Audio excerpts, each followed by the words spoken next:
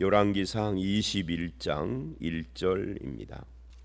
21장 1절부터 10절까지입니다. 이제 21장은 전체가 나봇의 포도원 사건입니다. 이 나봇의 포도원 사건이 우리에게 주는 교훈은 자기 백성에게 잔인한 통치자 왕에 대한 이야기라고 할 수가 있습니다. 1절을 보면 그 후에 그래요. 이 그 후에라는 말이 굉장히 중요합니다. 이 그 후에라는 말은 어제 말씀 후라는 거잖아요. 근데 그 어제 말씀의 내용이 무엇이냐면 한 선지자가 와서 아합에게 하나님의 말씀을 전했어요. 베나닷을 죽이지 않고 살려준 것에 대한 하나님의 징벌에 대해서 이야기를 하면서 20장 42절과 43절을 보면 여호와의 말씀이 내가 하나님이 멸하기로 작정한 사람을 내 손으로 놓았은즉 내 목숨이 그의 목숨을 대신하고 내 백성이 그의 백성을 대신하리라. 심판하시겠다는 거잖아요. 그 단순한 징계가 아니라 너를 죽이겠다는 이야기니까 네 백성도 심판하여 멸망시키겠다는 이야기니까 이게 어마어마한 이야기죠. 그래서 그 말을 듣고 43절 이 아합이 답답하고 근심을 하며 왕궁으로 돌아갔다. 어제 말씀의 결론이었죠. 근심이 있으면 회개하고 답답하면 기도해야죠. 왜? 하나님이 주신 기회니까. 사람을 심판하려면 심판한다 말하지 않고 심판하면 되시는데 심판한다 하시는 이유는 기회를 주신 거예요. 회개할 기회를. 니느웨가 그 대표적인 케이스죠. 니느웨를 심판하시겠다 하고 선지자를 보내. 요나 선지자는 안 가려고 하는데 도망가는 놈을 잡아서 보내기까지 해요. 왜죠? 회개하기를 원하는 거죠. 그래서 니느웨가 회개를 하니까 심판을 안 하시죠. 하나님의 뜻대로 된 거예요. 그런 거고 비슷한 건데 문제는 뭐냐면 이 근심하던 이 하나님의 이 말씀을 듣고 답답하고 근심하던 아합이 그 근심하는 내용을 바꿨다. 이게 이제 오늘 말씀이에요. 그래서 그 후에 이렇게 연결이 되는 겁니다. 어제 말씀에 근심하고 답답한 것이 그 후에라는 말씀으로 오늘 말씀과 연결을 해서 4절을 보면 아합이 근심하고 답답하여 똑같은 이야기죠. 근데 20장에서 근심하고 답답한 것은 하나님께 불순종하여 하나님의 심판의 말씀을 듣고 근심하고 답답했는데 하나님의 말씀 때문에 심판 앞에서 어떻게 해야 될 것인가 하고 그런데 갑자기 나봇의 포도원을 보고 근심하는 내용, 근심하고 답답한 내용이 바뀌었어요. 그래서 4절에 말하는 근심하고 답답하여 밥도 안 먹고 누워있는 이게 왜 그러죠? 나봇의 포도원을 갖고 싶은 탐욕 때문에. 이게 사람이 참 이상한 거예요. 바로 어저께까지도 근심하고 물론 이제 이게 그 후에가 어저께 오늘 이건 아니기는 한데 그냥 말하자면 우리식으로 어제까지도 하나님의 심판이 두려워서 근심하고 답답한 사람이 갑자기 오늘은 욕심 때문에 근심하고 답답한 거예요. 이게 인간인 거죠. 그리고 그래서 인간을 미련하다라고 말을 하는 건데 이게 아합만 그러느냐? 우리도 마찬가지죠. 예를 들면 설교를 들을 때는 하나님을 잘 믿어야 돼. 내가 지은 죄도 있구나. 회개해야 돼. 하고 설교 끝나고 예배 끝나고 가면은 잊어버리고 뭐 갑자기 다른 것 때문에 막 관심을 거기에다 쏟고 뭐 어떤 사람은 골프 치러 가는 거, 골프에서 내기에서 이겨야 되는데 이거 그러니까 설교 시간에 막 그 회개해야 된다고 생각하고 기도해야 된다고 생각했던 거 골프 내기에 어떤 사람은 골프가 아니라 탁구에서 이기고 싶은 승부욕으로 잊어버리고 어떤 사람은 맛있는 거 먹으러 가는 거 약속 때문에 잊어버리고 하여튼 뭐 잊어버리는 거예요. 그래서 야고보서에서 말씀이라는 거울을 보고 잊어버리는 사람들이라고 표현을 한 거죠. 그러니까 지금 아합이 그 이야기예요. 문제는 그 근심의 이유가 바뀌었다 하는 것이에요. 그 근심의 이유가 어떻게 바뀌었느냐? 탐욕으로 바꿨다. 탐욕 때문에 심판 앞에 근심하던 사람이 탐욕 때문에 근심한, 자기가 원하는 것이 안 이루어질까 봐. 그래서 결국 적국의 왕인 베나다덱에게 하나님의 뜻을 묻지도 않고 자비를 베푼 아합이 결국은 자기 백성인 나봇을 죽이고, 그건 이제 내일 말씀이죠. 그 포도원을 뺏어버리는 잔인한 왕. 적국의 왕에게 자비 베푼 사람이 자기 백성에게는 잔인한 왕이 됐다라는 것이 얼마나 아이러니합니까? 반대로 해야죠. 적국의 왕은 심판을 해야 하지만 쳐들어왔으니까 전쟁 범죄자잖아요.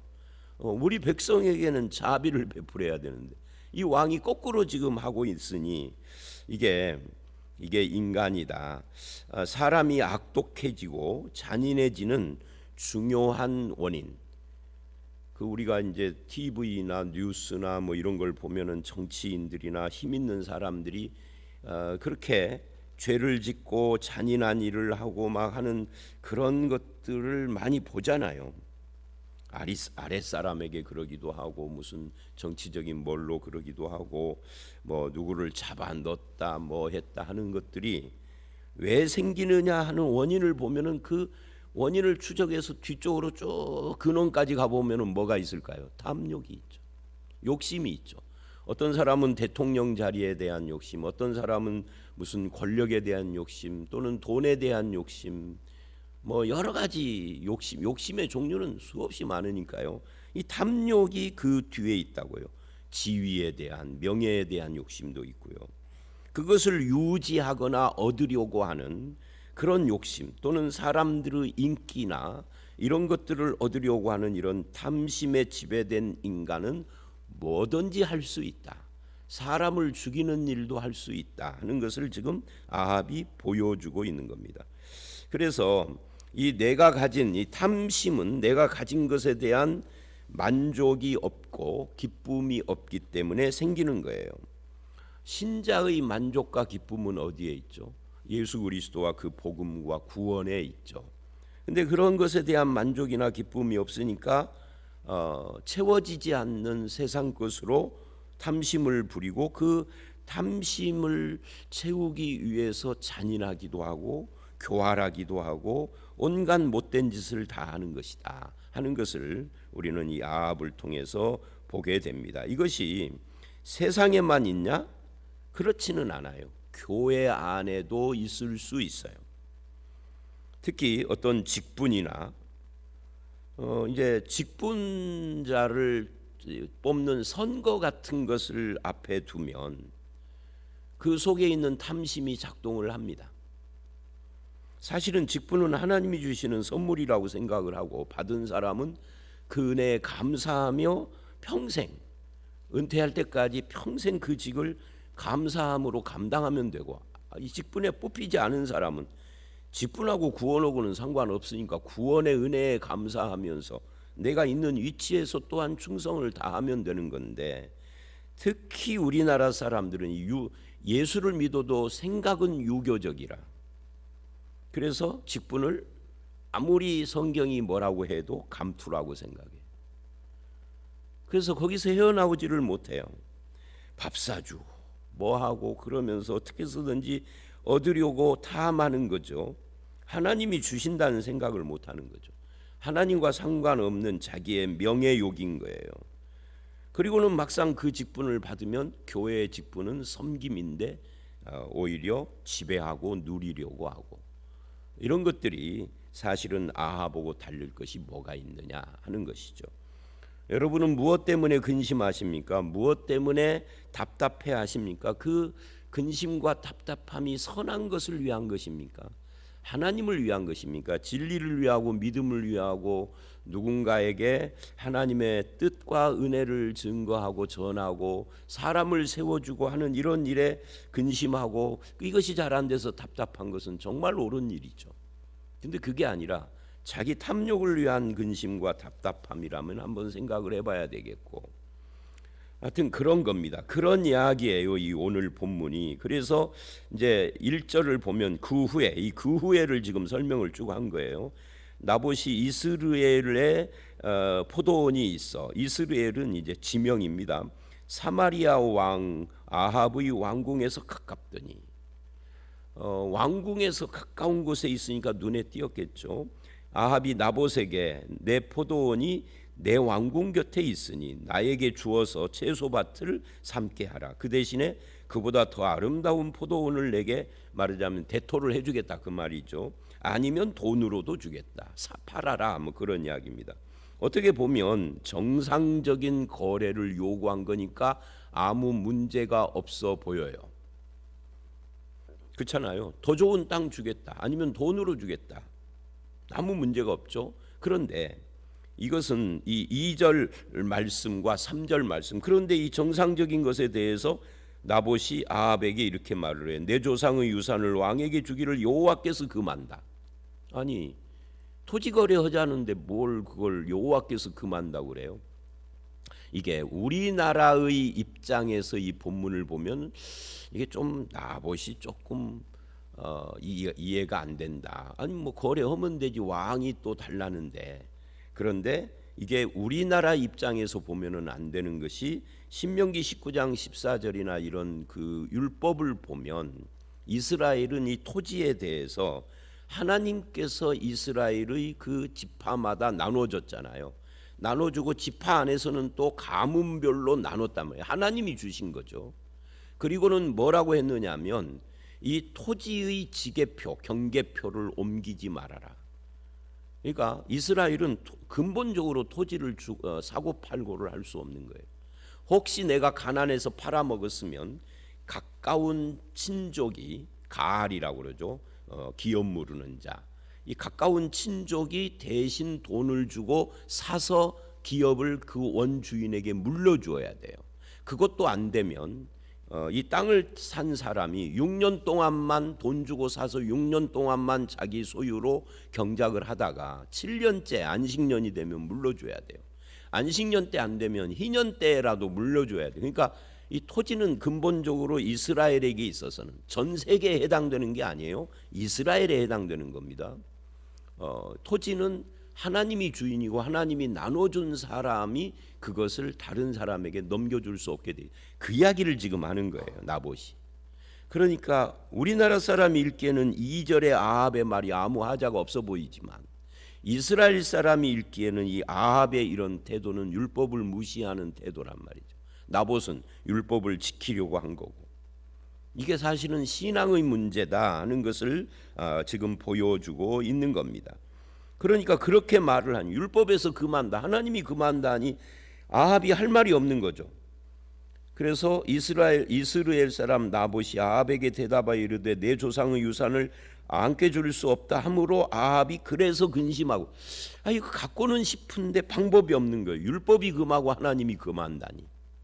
아합은 하나님 믿지도 않지만 이스라엘이라는 나라 자체가 어쨌든 기본 베이스가 하나님을 믿는 신앙 위에 있으니까, 이걸 보면 아합 시대의 이스라엘의 바알 신앙이, 천지의 우상 숭배가 횡행을 하지만 그래도 하나님과 하나님의 율법을 지키는 사람들은 있었다. 하나님이 엘리야에게 7,000명 남겨두었다 한 그 7,000명 중에 혹시 나합이 들어가 있는 건 아닐까 생각을 해봅니다. 아무리 세상이 어려워도 나봇처럼, 아합이 아니라 나봇처럼 이렇게 하나님의 말씀을 지키려고 하는 사람이 있는 거죠. 이게 지금 대단한 이야기입니다. 이 2절로 4절 말씀이 그냥 겉보기보다는 이게 믿음을 지키고 있다, 율법을 순종하고 하나님을 순종하고 있다 하는 것을 말하는 것입니다. 그리고 이제 5절서부터는 반전이 일어나요. 이세벨이 등장을 하죠. 사악한 아합의 아내입니다. 이세벨이 이 배후에서 어떤 역할을 하는데 7절 아내 이세벨이 이렇게 말을 해요. 그 먹지도 않고 5절 아내 이세벨이 먹지도 않고 누워서 얼굴을 돌리고 그러니 무엇을 근심하며 식사를 않습니까? 하고 자기 남편에게 물으니 6절 왕이 여차저차해서 내가 나봇의 포도원을 갖고 싶은데 안 된다. 그러자 7절 그 아내 이세벨이 그에게 이르되 왕이 지금 이스라엘 나라를 다스리니까, 이 말이 뭐예요? 아니 지금 당신이 왕이잖아, 이 말이에요. 아니 왕이 못할 것이 뭐 있어? 당신이 이스라엘을 다스리는데 맘대로 하는 거지 왕이. 그까지 것 때문에 지금 근심하고 밥도 안 먹고 그러고 있느냐 하고 핀잔 준 거예요. 그러니까 부부는 돕는 배필입니다. 창세기에 하나님께서 부부를 만들 때 그 부부의 의미를 딱 한 단어로 말을 했어요. 돕는 배필. 그런데 문제는 이 도울 때 뭘 돕느냐 그 말. 선한 것을 도와야 되죠.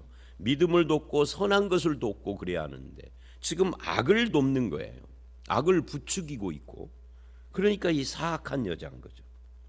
왜? 근본적으로 하나님을 이세벨은 안 믿으니까. 바알 제사장의 딸이니까. 그래서 이제 남편의 그 통치권에 대해서 어떤 뭐라 그럴까 도전을 한 거예요. 당신이 정말 이스라엘을 다스리는 왕이 맞느냐. 아합이 격동이 되겠죠. 그 말에 내가 왕인데 이까짓 거 포도원 하나도 처리를 못해라고. 그러나 세상 왕과 이스라엘의 왕은 달라요. 세상 왕은 그야말로 자기 마음대로 통치 다스리는 자죠. 근데 이스라엘의 왕은 왕이기 전에 청직이에요. 하나님께서 다스리시는 나라를 맡아 관리하는 관리인이에요. 그것을 잊어버리는 겁니다. 왜? 안 믿으니까 잊어버리는 거죠. 하나님이 다스리신다라는 것을 인정을 안 하니까. 그래서 그렇게 말을 하고 내가 포도원 그거 나봇의 포도원 차지하게 해주겠다 약속을 한 다음에 편지를 써요. 8절 그 나봇 옆에 함께 그 동네에 사는 귀족과 장로들을 사주하는 그런 편지를 씁니다. 그 편지의 내용이 9절 10절이에요. 금식을 선포하고, 이 금식을 선포하고 그게 내일 말씀 12절에 그대로 따라서 얘네들이 하죠. 이 금식의 의미가 뭐예요? 늘 금식 이야기만 나오면 제가 똑같은 이야기를 하죠. 금식은 죽음입니다. 나는 죽고 하나님이 하십니다. 이걸 고백하는 것이 금식인데, 그런 종교적 의미를 가진 가장 경건한 종교의 행위 중에 하나인 이 금식을 동원해서 사람을 죽이고 자기의 목표나 욕심을 이루는데 사용을 해요. 오늘날로 말하면 금식뿐만 아니라 예배나 기도나 찬송을 동원해서 교회 안에서 서로 싸우는 것과 똑같아요. A파 B파가 나눠진 교회들이 그렇게 하잖아요. 이쪽에서는 210장 찬송 부릅시다 그러면 저쪽에서는 350장 찬송하고 있고, 또 그렇게 하는 교회도 있지만 어떤 교회는 본당에서 예배드리고 지하에서 예배드리고 아니면 2층에서 예배드리고, 이런 식으로 갈라져서 그 하나님께 영광 돌리는 예배, 기도, 찬송, 여기서는 금식, 이것이 인간의 어떤 욕심을 이루기 위한 싸움의 도구가 되어버리는 그런 것들이 우리 한국 교회에도 비일비재하잖아요. 우리가 그 시청 앞이나 강화문 같은 데 보면은 기도회가 데모의 수단이 되는, 여러분 기도회가 데모의 수단이 되는 거 어떻게 생각하세요? 이쪽 저쪽 어디를 지지하는 것 떠나서 그냥 신앙으로 예배가 데모가 될 수 있나요? 예배로 데모하는 거 참 이상해요. 근데 그것은 여야 똑같습니다. 그건 야를 지지하는 사람들도 모여서 예배해요. 예배로 정치해. 어떻게 생각해요? 예배로 정치할 수가 없는 거예요. 예배는 하나님께 드리는 정말 경건한 거룩한 행위인데 어떻게 그것이 데모가 되고 정치가 될 수가 있어요? 예를 들면 누구 이번에 국회의원 취임 축하 예배 이런 건 있을 수가 없는 거예요. 시장 취임 축하, 이 축하라는, 사람 축하라는 말과 예배는 어법이 안 맞아. 제가 어법이라는 말 가끔 쓰잖아요. 목사가 자기 부인을 사모님 하는 것이 어법이 안 맞는 거고 똑같아요. 예배는 하나님께 드리는 어떻게 사람 축하 예배가 될 수 있어요? 그냥 사람 축하 예식이 될 수는 있죠. 예식을 하면 괜찮아. 예식이니까. 근데 예배는 아닙니다. 그건 예배는 오로지 하나님께만 드리는. 그러니까 지금 이 금식의 의미를 완전히 무시하고 이렇게 인간의 어떤 수단으로 사용하고 있어요. 그것을 위해서 두 분량자를 세웠다는 게 왜 둘이죠? 증인의 숫자가 둘이니까, 율법적으로. 그래서 거짓 증인을 세워라 하고 구체적인 방법도 알려주고, 그리고 이렇게 증거를 하는 거예요. 나봇이 하나님과 왕을 저주했다라고 말하게 해라. 이 얼마나 사악합니까? 간교하고 사악한 이런 것들을 통해서 탐심을 이루려고 금식이라는 종교 행위를 이용하고 있는 이 이세벨과 그의 명령에 따라서 내일 말씀에 순종하는 그 귀족과 장로들, 다 똑같은 사람들이죠. 그래서 오늘 말씀은 이제 여기까지인데 아직 결론은 내일 말씀 가서 나는 거니까, 여러분 오늘 이 본문에서 우리는 무엇을 근심하고 사람이 근심하고 답답하는 것 자체가 잘못이 아니에요. 근심과 답답함, 이것이 좋은 것일 수 있어요. 고린도후서에서는 후회에 대한 이야기를 해요. 하나님의 뜻대로 하는 후회는 생명을 살리는 것입니다. 근데 후회에도 종류가 있듯이 근심과 답답함도 종류가 있다. 우리는 하나님의 뜻을 어떻게 시행을 하며 믿음으로 어떻게 선한 삶을 살 것인가에 대한 근심부터 해야 하고, 하나님의 말씀 앞에 서는 근심부터 해야 한다. 그런데 이것을 바꾸는 것이 탐심이다. 그리고 이세벨의 이 사악함, 자기 남편을 돕는데 이 부추기는 악을 돕는 이 부추기는 여자, 그리고 금식을 선포하는 이 종교 행위를 가지고 자기의 목표를 이루려고 하는 이런 행위, 거짓 증인을 세워서 거짓말을 하게 하는 이런 악한 모습들이, 이게 남의 이야기가 아니라 혹시 우리 가운데 그렇지는 않는가를 살펴보고 하나님 앞에서 진실하게 바르게 서는 그런 믿음의 삶을 살아가는 저와 여러분들이 다 되시기를 주의 이름으로 축원합니다. 함께 기도하겠습니다. 하나님, 인간은 누구나 다 근심하고 답답해할 때가 있는데 그것이 선을 이루는 근심일 수도 있지만 악을 향한 근심일 수도 있음을 오늘 야합을 통하여서 봅니다. 탐욕 때문에 하나님의 말씀 앞에서 근심하던 자가 그것을 잊어버리고 자기의 욕심 때문에 그 근심의 방향이 바뀐 이 아합을 보면서 오늘 우리 자신을 생각해보고 우리는 무엇을 위하여서 근심하는가를 아버지 하나님 점검할 수 있도록 인도하여 주시옵소서. 하나님의 뜻을 위하여, 하나님의 뜻에 순종하는 삶을 위하여 늘 생각하고 근심하고 기도하고 그래서 그 뜻을 이루어가는 저희들로 삼아 주시옵소서. 또한 남편을 부추기는 이 여자를 보면서 돕는 배필로서의 부부가 서로 무엇을 위하여서 도우미가 될 것인지도 우리 가정 위에 바르게 세워지도록 도와주시옵고, 가장 경건한 종교 행위가 악하게 쓰임 받을 수도 있음을 보면서 우리가 경각심을 얻을 수 있도록 역사해 주셔서 거짓을 위하여서, 인간의 어떤 목표를 위하여서 하나님을 이용하고 종교를 이용하는 어리석음에 동조하지 않는 저희들로 삼아 주시옵소서. 오늘 이 하루도 하나님 앞에서 선한 근심 가운데 하나님의 뜻에 순종하는 저희가 되기를 원하옵고 예수님 이름으로 기도드려 싸움나이다. 아멘.